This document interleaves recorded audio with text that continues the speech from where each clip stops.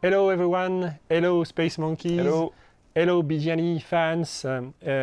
My name is Guillaume Brunier, I'm senior producer on BGNE 2 and I'm here with Émile Morel, associate creative director. We are going to show you in a few moments our E3 2018 demo for the first time. We're very excited to share this with you guys.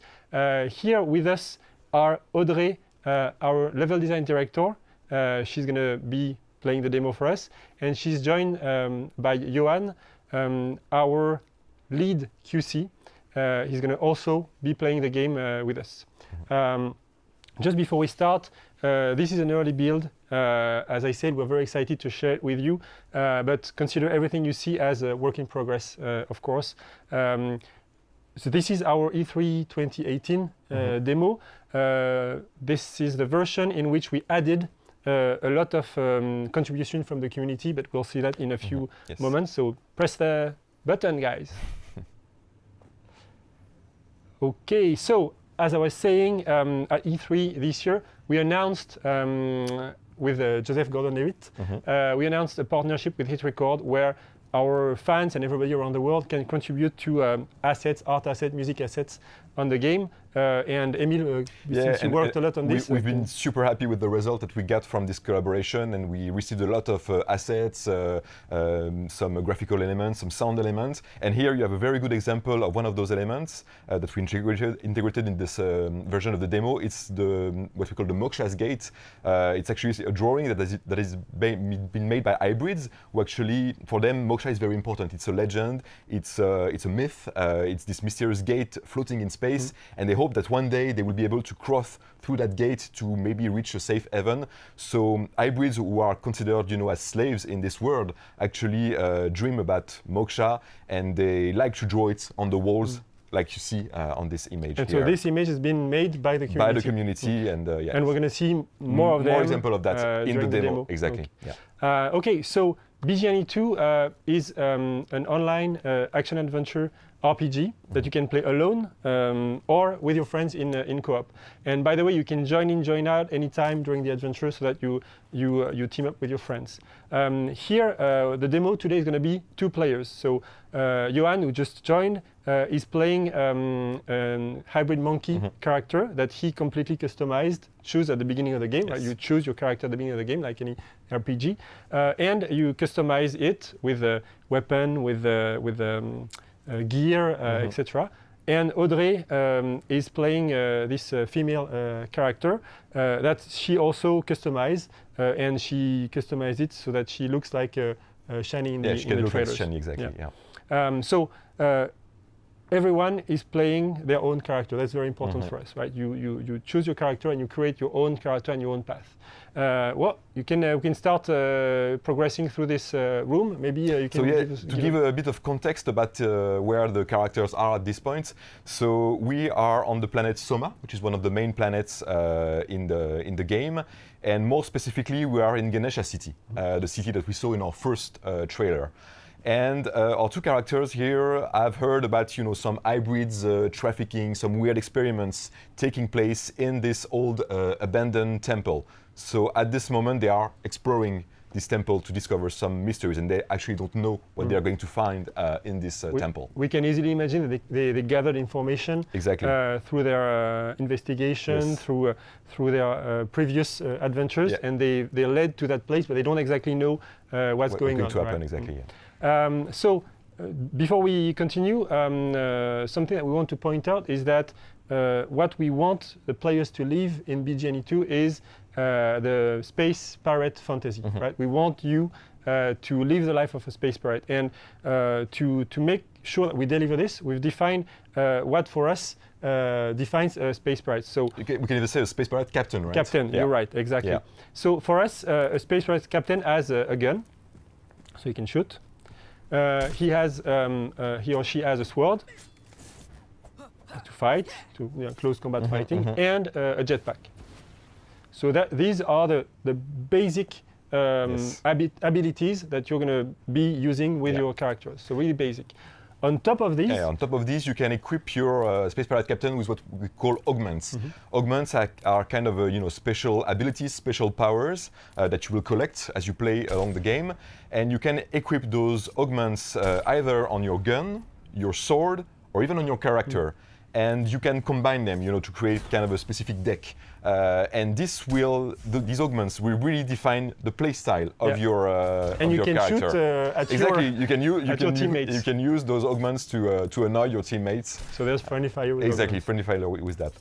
So yeah, really the augments will, like I was saying, will create your own play style and define how you progress in this adventure. Okay guys, stop fooling around. We'll continue the demo. So in BGNE 2, although you play co-op seamlessly, you don't need to stick to your teammates all the time. So here we're following Johan in this little corridor of this temple, and Johan stumbles upon a room with some creepy stuff. And actually, when we come closer, we can see that these are hybrid monkeys parts, cut down to pieces.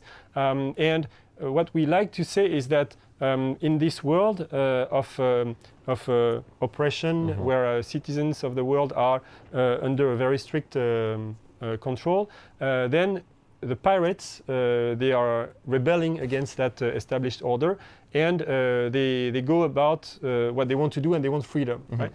And what we like to say that if the player didn't escape his destiny as a hybrid slave, then maybe he would have ended up in these boxes and cut down into pieces.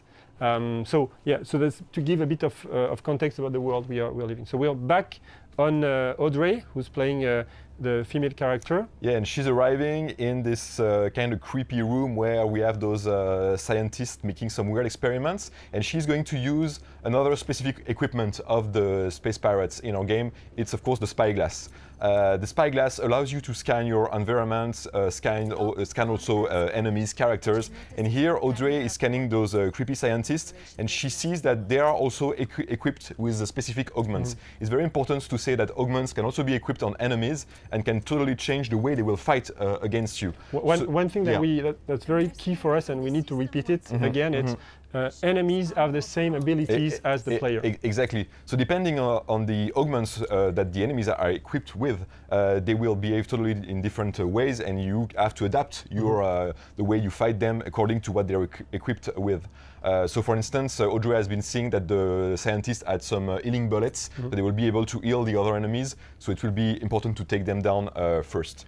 So before we get into it, something also we can emphasize here is the feeling of adventure that we want the game to carry. We've got some progression, we've got some mystery, we've got some weird stuff happening, and then we can start the fight. Yeah, let's see how these guys handle the fight. So you can see in the fight that the augments take a very, very important role. For instance, you have those domes that will slow down the enemies, so they are very important if you want to have time to actually progress next to your enemies and hit them. So, like I was saying, it would be very important to take down the scientists first, because they have those healing bullets. Oh, nice freeze. Nice freeze augments. 3% freeze. Exactly. So we want those combats to be, very, very dynamic, and again, the augments, the variety of augments, the number of augments that we'll have in the game will really give a lot of depth and diversity in those fights. Yeah, in here we have just only a few samples. Yeah, exactly. One of the main messages we want to have with this is that the melee combat is back from the first game. Yeah, that's very important. So we will have some melee combat. That was going to be on top of this melee combat. We'll have the augments that will give deep feeling to the fight. Yeah. So they did a great job. Good job, guys. Take down all those enemies, and now we can see that one of the hybrids that they were doing experiments on is still alive. So Johan is using the spyglass to scan this enemy. And with the spyglass, we see that this hybrid on the table is equipped is actually a mechanic. He has the skill of a mechanic, and this will be also a very, very important element of the game. You will be able to recruit crew members, because you're a Space Pirate Captain, so you will have, of course, a ship, even several ships, and you will have a crew. And it will be important to to gather the right crew members for your progressions. We're not saying too many things about this right now, but keep in mind that this is very important for the progression of the players in this game. Yeah, I said earlier that as a pirate captain, you have a gun, a sword, and a jetpack. Then you have a ship and a crew as well. That's very important for us. And we will see the ship actually in a few seconds. Well, now we're going to go out of this small temple, and so just for the purpose of the demo, we placed conveniently these vehicles here. But the main thing is that whatever you see in the game, whatever vehicle you see, you can drive it, right? So now we're going to go out of this building, as I said, into the city. And this city is Ganesha City. So this is the city that that you saw in the trailers, and it's now in game. It's a very, very good job from the team to have built this city in game. Here, as I said earlier, you don't need to stick to your partner when you play the game, whether you're in a small place or in the city. So Johan went do other business while we're following Audrey, who's gonna give us a tour of the city.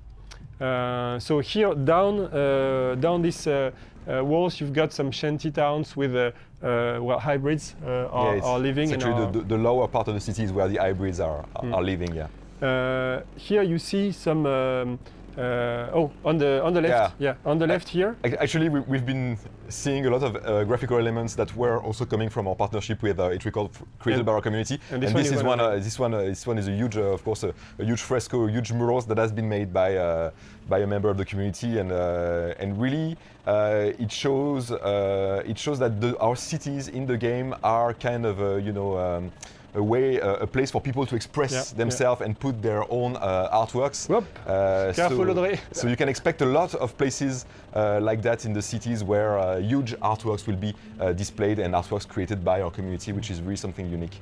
One thing we want to convey as cities go is the mix between new technology, holograms, and old style monuments, such as this giant statue.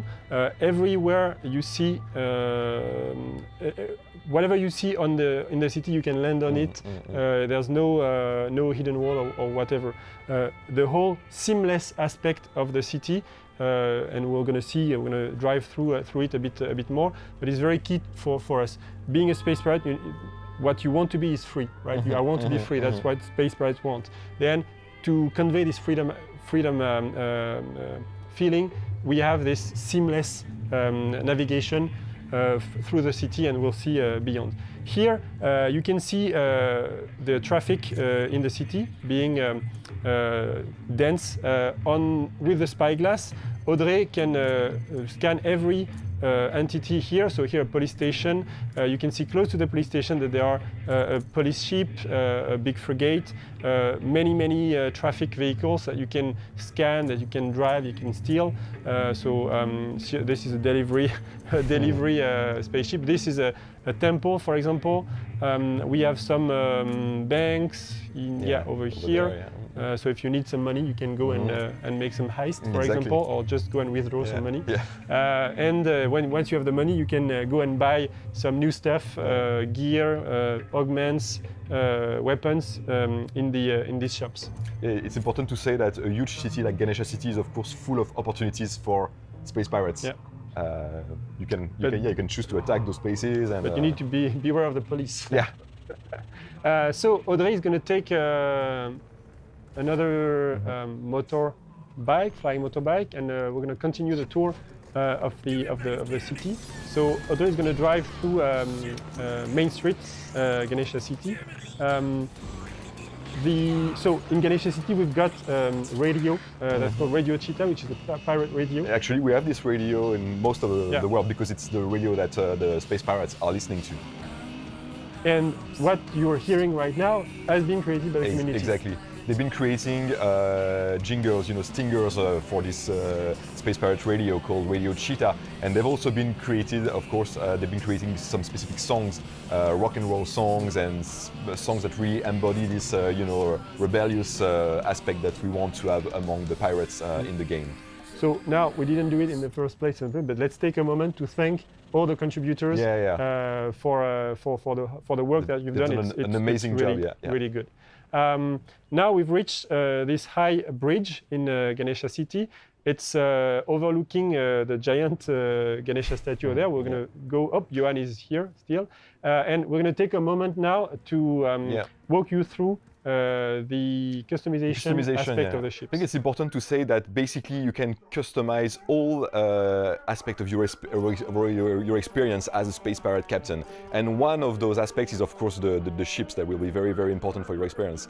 So here Audrey is in the customization menu for the ship, and she's changing modules that will actually change, of course, the visual aspect of the game, of the ship, sorry, but also the way you pilot your ship, the statistics of your ship.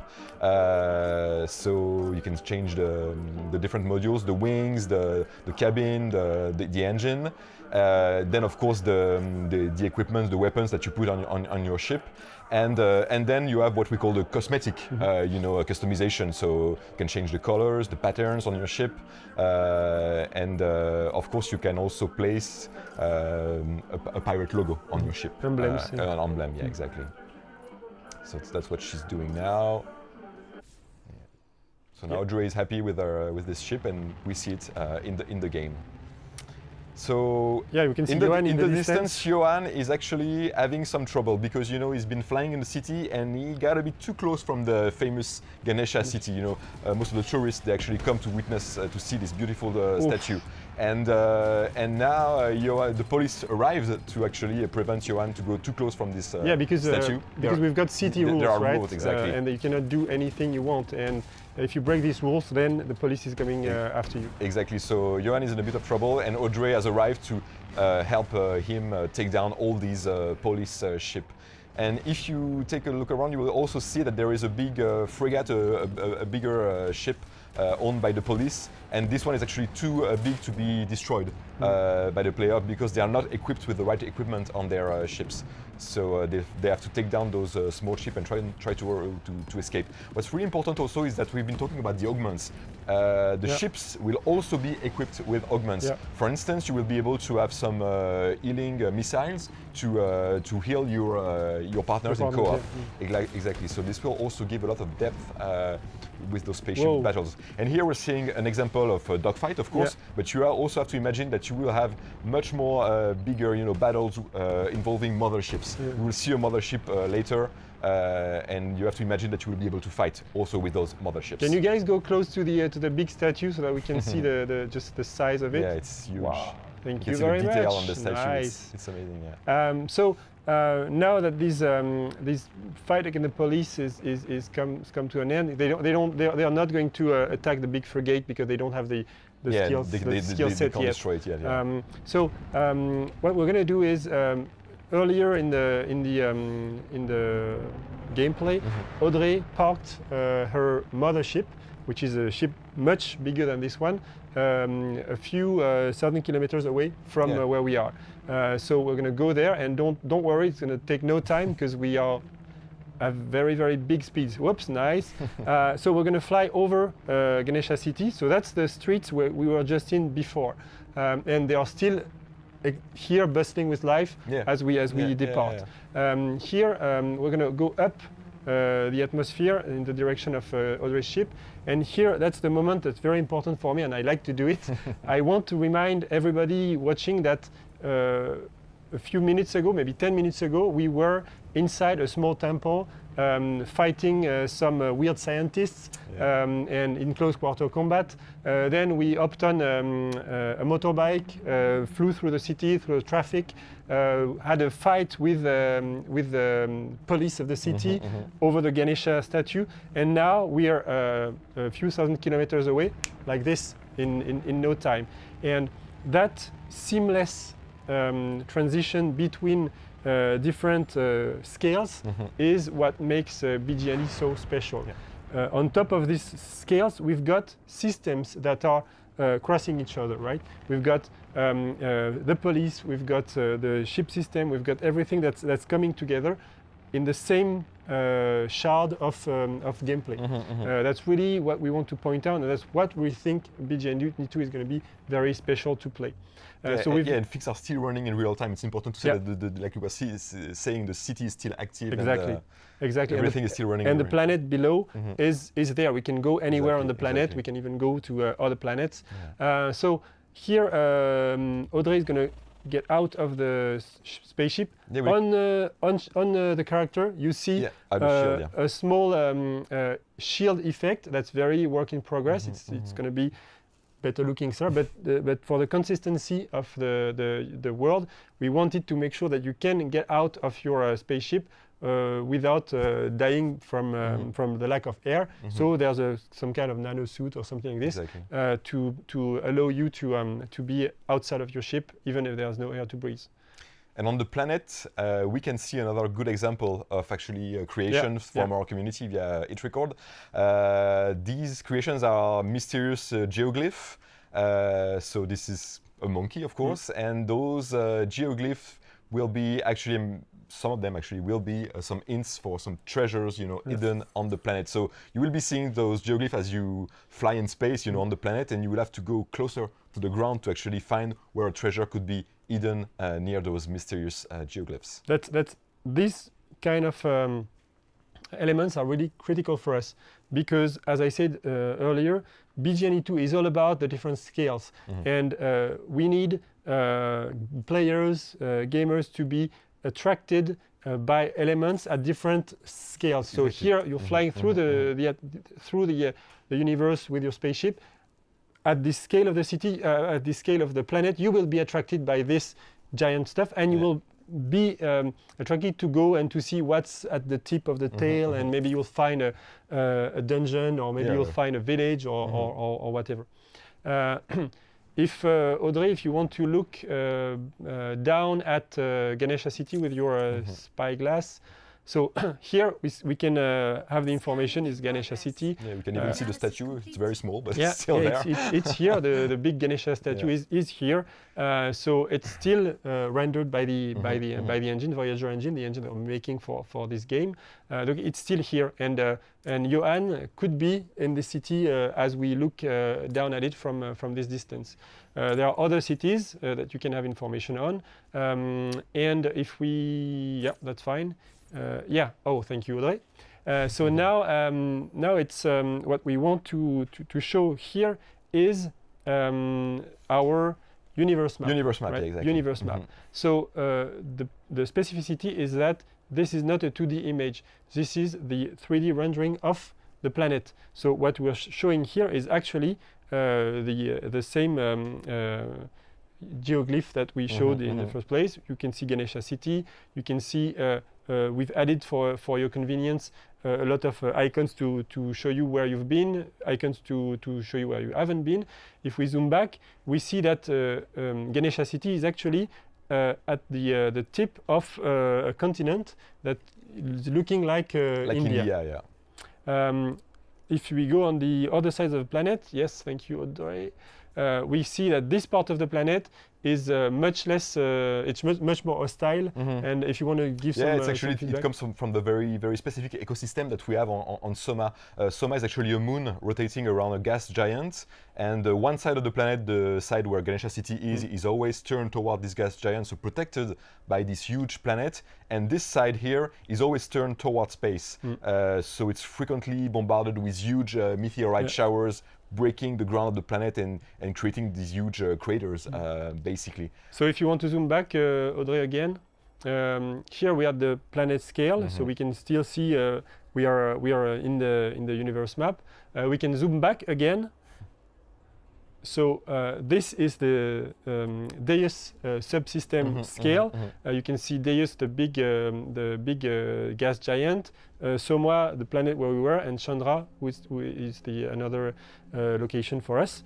And we can zoom back again, and that's System 3, and the different locations that we have in System 3. And of course, at the center of System 3, there is a sun, an equivalent of the sun, and this is what creates our day and night cycle in the game. You're right. We haven't specifically created this day and night cycle. It's just the fact that planets are rotating in real time around the sun that creates our day and night cycle in the game.